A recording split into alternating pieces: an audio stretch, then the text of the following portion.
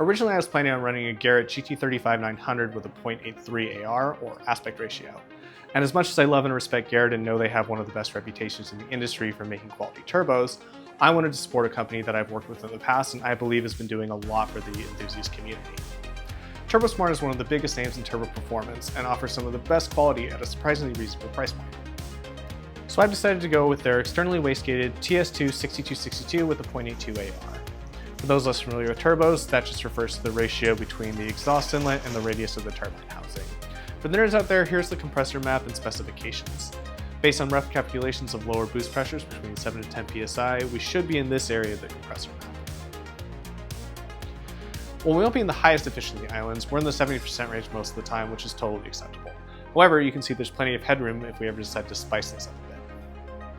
You might have noticed that this turbo is rated for 760 to 880 horsepower, and I said I wanted modest peak power.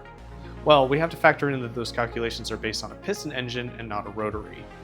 Experts say that these kind of horsepower ratings on rotaries are only about 70% of that. Rob, Dom, and Mike Kojima explain a lot more of the nuances here in this video, but basically it comes down to thermal efficiency, overlap, and the nature of the rotary power stroke.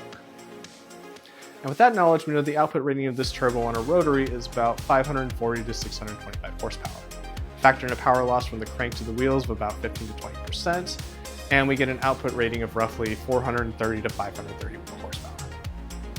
One other feature that I really liked about this turbo model is that it's water-cooled.